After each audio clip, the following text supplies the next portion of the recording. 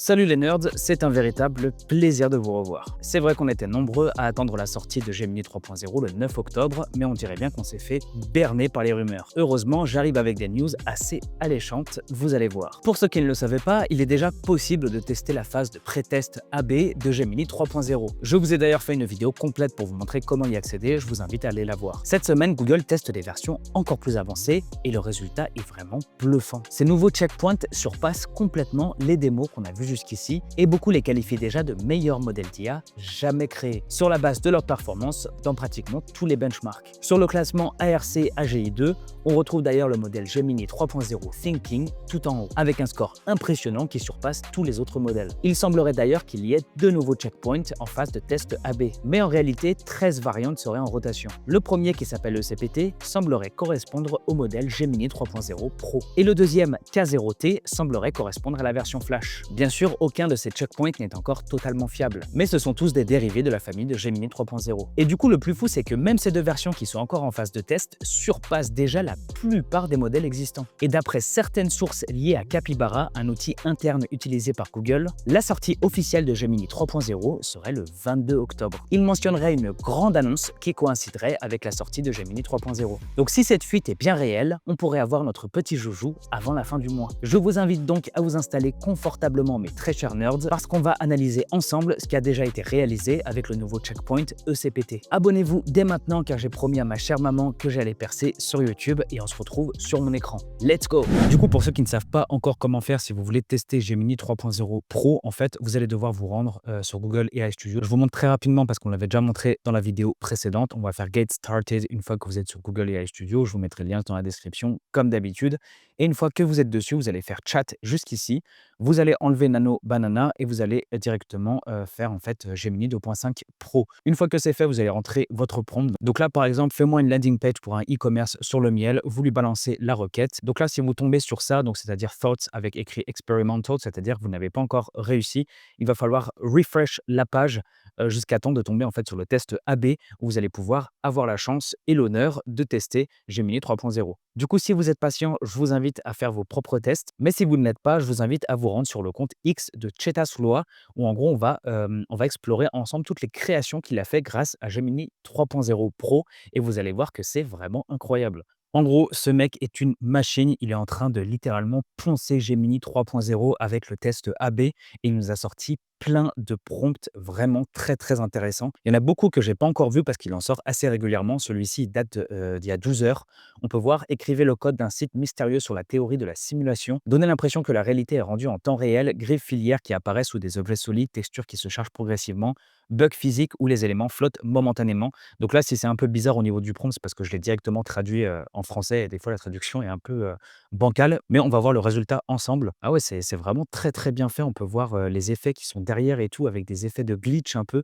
C'est vraiment très mystérieux. Ça ne ressemble vraiment pas à ce qu'on a l'habitude de voir avec le contenu généré par l'intelligence artificielle. C'est vraiment incroyable. Là, on a un autre prompt très intéressant. On va avoir une espèce de design qui va s'accorder en fait avec les ondes qui lui sont envoyées. Écoutez-moi ça. Je ne sais pas si vous pouvez écouter en fait à la caméra. On peut voir que le design en fait est synchronisé avec les ondes et ça donne un rendu qui est vraiment très intéressant. Je ne sais pas exactement quel prompt il a donné pour ça parce que là il l'a pas donné, mais c'est vraiment c'est vraiment très étrange. Ça donne un aspect psychédélique vraiment très très étrange, mais aussi super intéressant à voir. D'accord, en fait il a mis le prompt juste en bas: générer un mandala en constante évolution représentant la formation de l'identité, utiliser la géométrie sacrée qui se transforme selon des concepts psychologiques, ego, ombre, animal, créer une musique méditative bourdonnante avec des battements binauraux. Donc en gros, j'avais pas compris, mais la musique a aussi été générée par Gemini 3.0 et écoutez à quel point elle est en fait, elle est presque transcendante. C'est une musique qui est assez étrange en fait.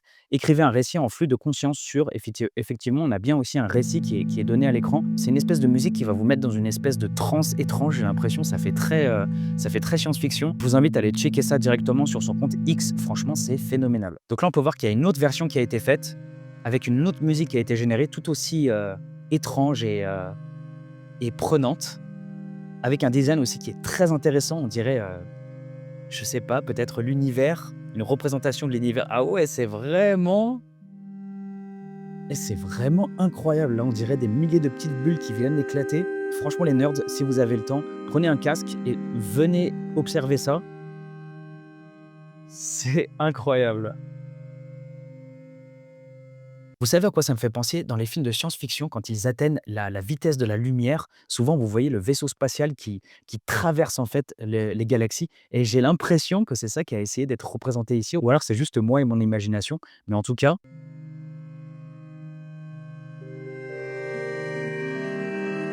je suis choqué les amis, là je suis vraiment choqué. Bon là on part sur quelque chose de beaucoup plus détente, un Pokédex pour tous les fans de Pokémon, c'est vraiment incroyable. Moi je sais que j'y jouais énormément quand j'étais petit, je jouais beaucoup aux cartes, j'en ai changé quand j'étais dans la cour de récré et je jouais aussi aux jeux Pokémon. Là on a un Pokédex magnifique en 3D qui a été réalisé. Je sais que c'est un prompt qui avait déjà été utilisé par d'autres développeurs pour tester, des modèles en fait, qui étaient sortis avant. Je me rappelle plus si c'était, Gemini. Mais en tout cas, le résultat est topissime. Franchement, c'est le meilleur Pokédex que j'ai vu jusqu'ici. Un prompt qui va faire plaisir aux utilisateurs de Linux. Là, on a le prompt suivant: Create a fully functional Linux desktop environment. Donc, en gros, il a recréé, j'ai l'impression, parce que je ne l'ai pas encore vu, il a recréé l'environnement de Linux desktop directement en fait avec Gemini 3.0. On va voir le résultat ensemble. Pour ceux qui utilisent Linux, n'hésitez pas à me dire en commentaire si c'est réaliste ou pas, parce que j'ai jamais utilisé Linux de ma vie. Mais en tout cas, ça m'a l'air vraiment très très réaliste. Là, on peut voir qu'on a le terminal, ok. Ici, on a l'éditeur de texte. Ah, mais c'est vraiment incroyable. Là, il est sur Wikipédia. Là, il est sur Wikipédia via ce qu'il a créé. Ouais, c'est incroyable. La calculatrice qui fonctionne, ouais, bah ça m'étonne pas. On peut voir dans les settings s'il peut changer le background, ça fonctionne. Mais c'est pas fini, il a fait la même chose avec Windows, ce crack. Il est trop fort. Il a reproduit Windows avec Gemini 3.0. Regardez-moi ça. J'ai utilisé Windows très longtemps et là, on peut voir que c'est vraiment très ressemblant. On a toutes les applications. Il arrive même à jouer à Snake à l'intérieur de ce qu'il a généré pour Windows. On a bien le terminal aussi qui m'a l'air d'être fonctionnel. Eh oui, ça fonctionne. Regardez-moi ça. 2 plus 2, 4. On a Paint, on a l'application Paint, les amis. Et ça fonctionne. C'est ça le pire. Pareil, on a aussi la possibilité d'aller sur le web, faire nos petites recherches. Et nous voici maintenant avec la version Mac. Bah, c'est pareil, c'est vraiment excellent, ça ressemble beaucoup. On peut voir qu'il peut utiliser le traitement de texte, ça fonctionne. Il a la possibilité de changer la police, la taille. Il peut le mettre en italique, en gras. Il peut aller sur le web. Donc là, il peut aller pareil sur Wikipédia, ça fonctionne. Je sais même pas si on se rend compte de tout ce qui va être possible de faire avec Gemini 3.0. Pareil, au niveau des SVG, c'est vraiment très qualitatif. On avait déjà vu ça dans la vidéo précédente. Là, il y a une autre manette qui a été faite, en fait, une manette de Xbox qui a été générée. On peut voir qu'elle est très réaliste, qu'elle est très ressemblante. Et pour ceux qui suivent la chaîne, vous savez que c'est pas si facile que ça de demander à un modèle de te réaliser un SVG qui est réaliste. Souvent, je fais le test et souvent, c'est un échec. Là, on peut voir que la manette de Xbox est vraiment trop bien faite. Je me rappelle que je vous avais montré aussi une manette de PlayStation 5 qui avait été aussi très bien faite. Là, on peut voir qu'on a une toute autre version du Pokédex qui a été faite, qui est très mignonne, qui est vraiment super belle avec une belle animation à l'intérieur. Nous voici maintenant en face d'une landing page qui a été réalisée avec ECPT, donc avec le nouveau checkpoint ECPT, qui a été fait en fait en one shot, donc à partir d'un seul prompt. Il a réalisé cette page qui est absolument magnifique. Je crois qu'on n'a jamais vu une page aussi qualitative réalisée en un seul prompt grâce à un modèle d'intelligence artificielle. C'est vraiment bluffant. Je suis choqué du résultat. Je suis tout simplement choqué. Regardez-moi les animations, la fluidité, les couleurs, le footer, le header. Ensuite, un deuxième compte à suivre, c'est celui de Can064, Can avec 3 N. D'ailleurs, on peut voir qu'il nous annonce que VO 3.1 et VO 3.1 Fast va être bientôt disponible. Mais ce qui va nous intéresser ici, c'est vraiment un jeu incroyable qu'il a réalisé grâce à Gemini 3.0 que j'ai pu tester et qui est vraiment exceptionnel. D'ailleurs, je vous mettrai le lien dans la description. Vous allez voir, c'est juste dément. Le jeu, il s'appelle Gothic Survivors et là, on va le tester tout de suite en direct. Press Pace to begin the hunt. Donc là, on va jouer un vampire qui se déplace dans un donjon. Il y a vraiment de superbes bruitages dignes d'un véritable jeu vidéo. En fait, c'est vraiment excellent. On peut voir qu'on a une arme pour l'instant avec des chauves-souris en fait qui nous courent après. Quand les chauves-souris meurent, elles vont dropper de l'expérience et de la vie. Donc ça va être intéressant de les ramasser pour pouvoir XP plus vite et aussi pour ne pas mourir parce que vous allez vous faire taper. Ça va devenir de plus en plus compliqué.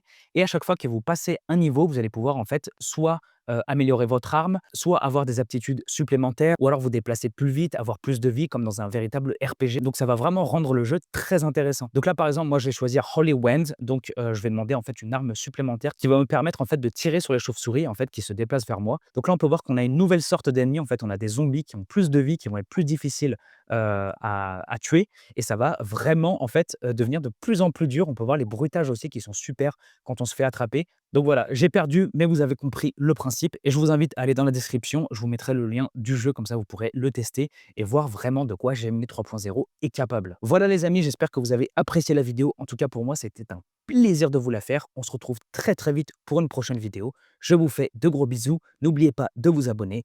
Ciao!